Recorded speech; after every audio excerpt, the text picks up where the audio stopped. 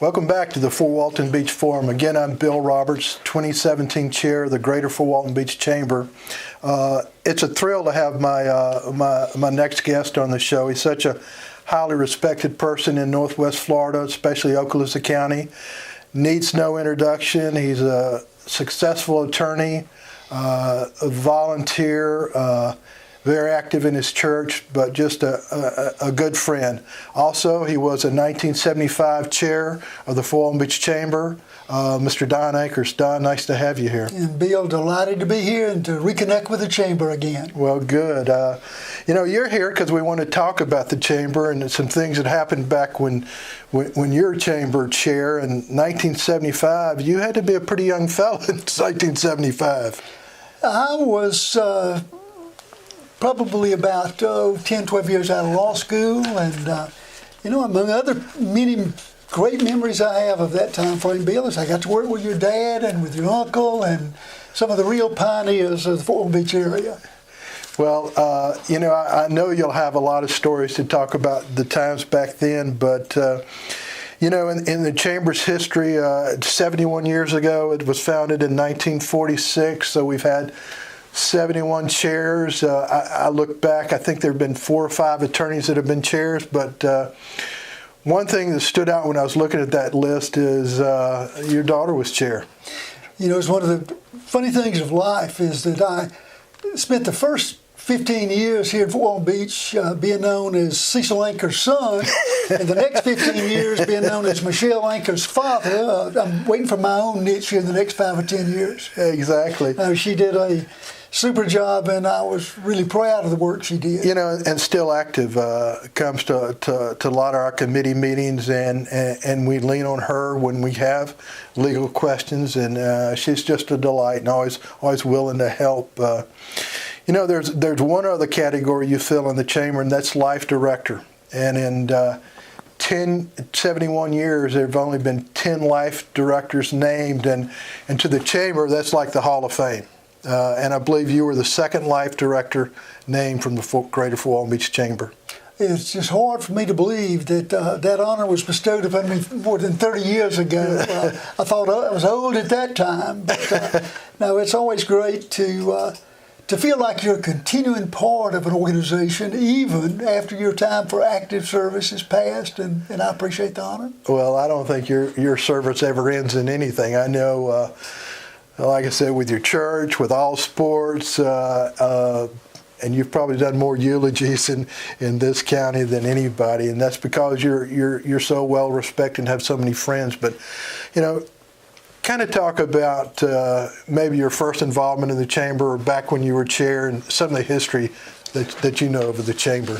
Well, Bill, I don't want to get overly sentimental about it, and I'm not one of those kind. Like I say, I still like to consider myself up to date on a lot of things and involved, and still I do have great memories of that time. And I will say that that back in those days, there was a tremendous amount of business involvement in the community. I'm most proud of the fact that we were very active with promoting this public school system, involved in making sure that the money was there, that we worked in concert with those educational leaders. And I also have some very direct and specific memories about highways, different Highway 98 and different thoroughfares, and have people like Roger Clary and your dad. Others would literally take days off work, go to Tallahassee, and help get things done. And it was a great time to see business involvement in the life of a community. I know you certainly like to keep things. I don't know if it's a happier pace, but you're always a lot of fun to be around with. In any organization you're in, whether it's your church or all sports or everything, there's going to be some levity in there. I know you gave different awards. You had different poems that you gave to folks. Have you got some of those thoughts that you could talk about, Don? Well, Ted and I were in the other room, the green room earlier, and doing a little reminiscing. And as Ted was going through, I brought with me a volume here. I have a wonderful staff, just like the Chamber has a great staff. And they put together about 3 volumes of the poems that I used to do. I would write them on the back of napkins or on a piece of paper with terrible handwriting. And they took the time to type those put them in one of these volumes here. And for people who've been around a long time like yourself, sometimes it can be interesting reading to go back and look at those. The way it started was back when the Chamber Coffees first started. 3 or 4 of us were meeting, trying to come up with some ideas about what we could do to increase attendance and involvement. We didn't have a coffee back then. And we came up with the idea of having a community coffee, calling it the Chamber Coffee, First Friday Coffee. We did that for a year or two. And then we got, Brock Fisher was actually the first MC. I took over about a year after Bill had been Brock had been the MC. And so in an attempt to kind of loosen that up a little bit, make it something that people would enjoy attending on 8 o'clock on a Friday morning, came up with the idea of a Mullet Award. And basically what it was a poem about some current event or some current person. And I always tried to do it with a little sensitivity and consideration of the people involved, but it was well received. And we'd kind of do that every month, give out a Mullet Award. Well, have you got some?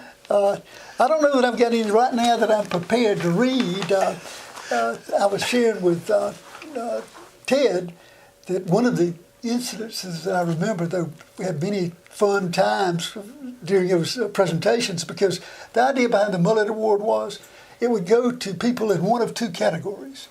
Either somebody that had done some great thing for the community and made life better, or somebody that thought they had done that. And in the history of the award, we never had anybody in the first category. It was always the other one.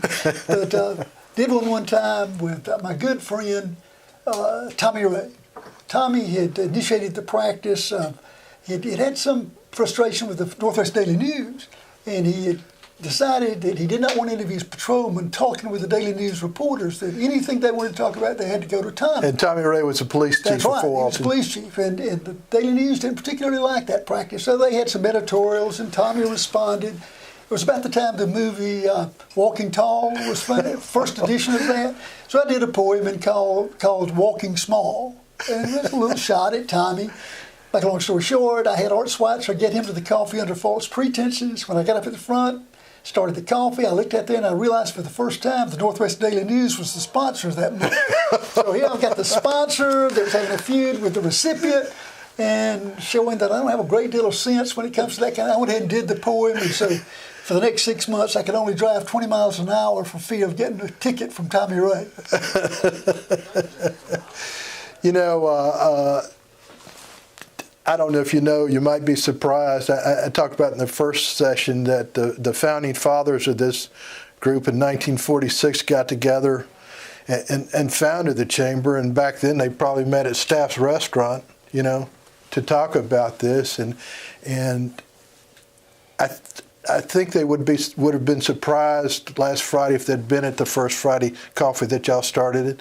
Over 400 people in attendance. It was amazing. Fantastic. And Bill, I wouldn't want this opportunity to pass without saying 2 things. First of all, I really appreciate the fact that you've been willing to come back and take a leadership role. I think that speaks well of you, and it's just great to see business leaders involved. Second thing I would say is this. I am really impressed and have been impressed for a number of years now with the professional staff that we've got and with the other chairs in recent years, that they're every bit as much, if not more, what we had back in the good old days. And I really think that the Chamber just continues to provide an invaluable service to those of us that are living in this area. Well, obviously, our staff is so important, and under Ted's leadership, I mean, they're so active. I mean, they're 24/7, it seems like, and me keeping up with Ted, that's going to be a chore for me. But you know, you look back and you know, I mean, the chair is the chair, but it's the members that really make the Chamber what it is today. But you look back, the first chair of the Chamber, remember that name? Clifford Meggs. Clifford Meggs. Well, Uncle Paul was the second chair, and on and on and on. Marnie Tate, what a leader. She was the first female chair back in 1986. I remember remarking at one Chamber event that Dutch Van, whom you remember, Dutch, I said, was a prime example that anybody with physical handicap could still be, physical limitation could still be president. Marty Tate was a perfect example that a woman could be president. Eddie, Phillips. Eddie Phillips. That Afro-American could be, Right. and then I was strong evidence that anybody could be president. No. Well, it's just amazing. Like I talked about Michelle following you as a chamber chair.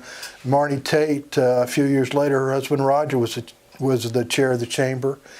And this year, their daughter, Jennifer Tate Krause, is one of our committee chairs. So it kind of, there's a culture there, and it's a good one. And our chamber membership, with over 2,000 members now, it continues to grow. And I think we are relevant in our community. Well, and one of the things I've been asked a number of times over the years by different people, should I join and why should I join?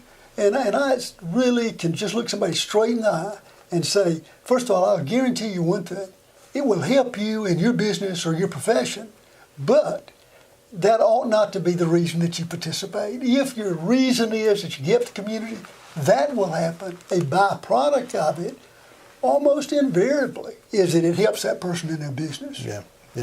That is a great byproduct. The networking opportunities there, the sharing of ideas are there, but like I said last Friday, that's going to be there. But the biggest benefit for me are there friendships you're going to make for life right there in that chamber. People I didn't know 3 years ago. And I used to be the guy who would, pay my membership each year and, maybe go to a First Friday coffee, and that was kind of about it. But, I've realized in the last couple of years what a benefit there is, not only to a business, but to me as a person. And this past year as the incoming chair, it was my job to call the people who put their name in to be a board of directors. It was my job to call the ones that didn't make it. The first call, the person was very upset. The second call, the lady cried, and I'm thinking, wow, these people really care about the chamber, and they gave me the worst job in the world. Well, I like to think that looking back on it, when I read these articles or hear the television reports that the Fort Beach area is one of the top 10 places to live, and I do believe that, I like to think the chamber has a big part in making that so, and I certainly don't regret any time that I ever spent working with the organization. Yeah. Well, Don, again, I appreciate you coming today. I want you to put on your calendar one First Friday coffee, and you give that a Mullet Award for us. And again, I want to thank everybody for watching the forum, and hopefully you'll be back next month to see us again. Thank you.